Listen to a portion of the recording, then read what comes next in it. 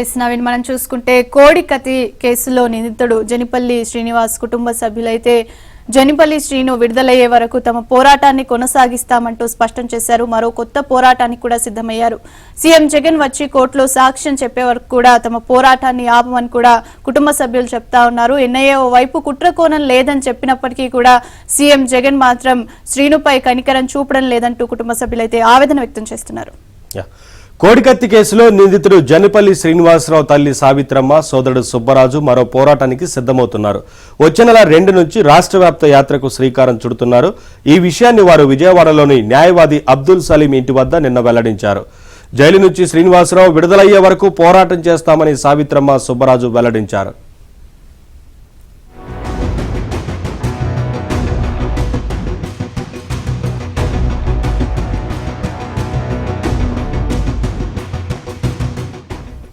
వచ్చే నెల 2వ తేదీన కోనసీమ జిల్లా ముమ్మిడివరం మండలం టానేలంక గ్రామం నుంచి ఈ యాత్ర ప్రారంభిస్తామని ప్రకటించారు.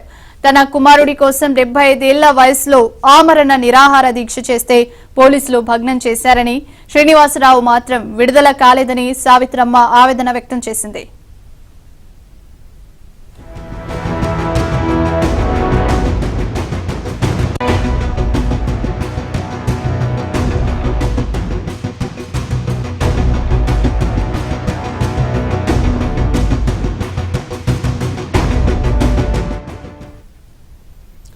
శ్రీనివాసరావు విడుదలయ్యే వరకు పోరాటం చేస్తూనే ఉంటానని, ప్రతి గడపకు వెళ్లి తమకు జరిగిన అన్యాయాన్ని వివరిస్తామని ఆమె తెలిపారు. తను చేస్తున్న పోరాటానికి ప్రజా సంఘాలు, ప్రజాప్రతినిధుల నుంచి మద్దతు లభిస్తోందని చెప్పారు. ఈ వయసులో తనను చూసేవారు లేరని, శ్రీనివాసరావే దిక్కని సావిత్రమ్మ వివరించారు. ఇప్పటికైనా సీఎం జగన్ కోర్టుకు హాజరై విశాఖ విమానాశ్రయంలో తనపై జరిగిన దాడి కేసులో సాక్ష్యం చెప్పాలి అని సావిత్రమ్మ కోరారు. ఇక మరింత సమాచారాన్ని మా కరెస్పాండెంట్ ప్రసాద్ అందిస్తారు. ప్రసాద్, చెప్పండి. సావిత్రమ్మ మరో పోరాటానికి సిద్ధమవుతున్నారు. తన కొడుకు విడుదల కావాలంటూ కూడా జగన్ వచ్చి కోర్టులో సాక్ష్యం చెప్పాలనేసి ప్రజలకు విన్నవించే ప్రయత్నం చేస్తున్నారు. దీనికి సంబంధించిన అప్డేట్స్ ఏంటి? ప్రియాంక, కోడికత్తి శ్రీను కేసులో దాదాపు 5 ఏళ్లుగా అతను జైల్లో ఉంటుంపై సర్వత్రా కూడా విస్మయం అవుతుంది. ఎందుకంటే మర్డర్ చేసిన వాళ్ళు, దాడులు చేసిన వాళ్ళు వంటి వారు కూడా దర్జాగా బెయిల్పై బయట తిరుగుతూ ఉండగా కోడికత్తితో దాడి చేసి జగన్మోహన్ రెడ్డిపై అతని కారణంగా ఈరోజు 5 ఏళ్ల వరకు అతను బయటికి రాకపోవడంపై న్యాయవర్గాలు కూడా చివరిగా చర్చ నడుస్తోంది. దీనికి సంబంధించి అనేక సార్లు శ్రీను వాళ్ళ తల్లి పేరెంట్స్ కావచ్చు, అలాగే సోదరుడు అందరూ కూడా ప్రభుత్వ పెద్దలను కలిసి విన్నవించిన స్పందించకపోవడంతో ఇటీవలే విజయవాడ వేదికగా తల్లి, సోదరుడు ఇద్దరు కూడా నిరవధిక దీక్ష చేశారు. అదేవిధంగా జైల్లో కోడికత్తిని కూడా నిరవధిక దీక్షలు దిగడంతో రాష్ట్ర వ్యాప్తంగా ఈ అంశంపై చర్చ నడుస్తోంది. దీనికి సంబంధించి నెల 3 రోజులుగా నిరవధిక దీక్ష చేస్తున్న కోడికత్తిను తల్లి, సోదరుడు దీక్షను భగ్నం చేసే విధంగా పోలీసులు కూడా వారిని అరెస్ట్ చేయడం జరిగింది. అయితే విపక్షాలన్నీ కూడా మద్దతు ఇచ్చినప్పటికీ కూడా వారు దీక్ష విరమించేందుకు సస్యమేరా అన్నారు. అయితే భవిష్యత్తులో మరో పోరాటానికి శ్రీకారం చుట్టే విధంగా అందరం సహకారం అందిస్తామని, అందరం కలిసి న్యాయ పోరాటం చేద్దామంటూ నచ్చ చెప్పడంతో ఆ రోజు వారు దీక్ష విరమించారు. అయినప్పటికీ కూడా ఇంత రచ్చ జరుగుతున్నా కూడా జగన్మోహన్ రెడ్డి కేసులో సాక్షిగా ఉన్న జగన్మోహన్ రెడ్డి 5 ఏళ్లుగా ఎందుకు కోర్టుకు వెళ్లి సాక్ష్యం చెప్పలేకపోతున్నారు?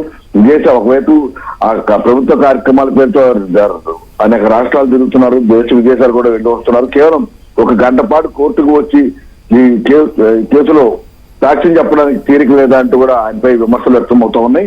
అయినప్పటికీ కూడా ఈ ప్రభుత్వ పరంగా జగన్మోహన్ రెడ్డి ఎక్కడ కూడా పట్టించుకునే పరిస్థితి మనకు కనిపిస్తా ఉంది.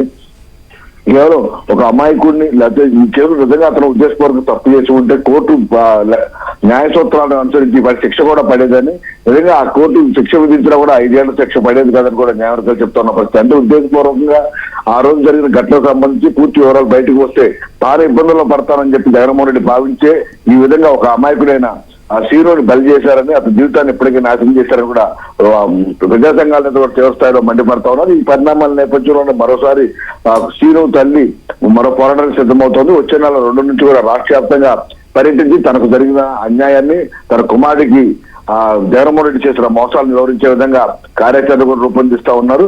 మొత్తం రాష్ట్ర వ్యాప్తంగా ఈ కార్యక్రమాన్ని నిర్వహిస్తూ తన కుమారుడిని ఏదో విధంగా బయటకు తీసుకురావాలని న్యాయవాదులు, న్యాయమూర్తులు అందరూ కూడా స్పందించి తనకు న్యాయం చేయాలని కూడా కోరే విధంగా ఈ యాత్ర కొనసాగుతుందని కూడా చెప్తున్నాం. 75 ఏళ్ల వయసులో ఆమె ఈ విధంగా కొడుకు జరిగిన అన్యాయంపై నిలదీసే విధంగా జగన్మోహన్ రెడ్డి అలాగే జగన్ ప్రభుత్వం చేసిందని కూడా సర్వత్ర విమర్శలు వ్యక్తమవుతా ఉన్నాయి.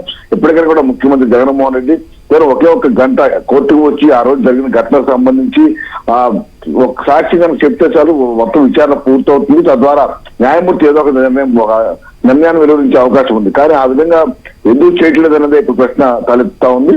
అంతేకాకుండా ఈ ఘటనకు సంబంధించి కూడా ఉద్దేశపూర్వకంగానే జాప్యం చేస్తున్నారని కూడా వారు చెప్తా ఉన్నారు.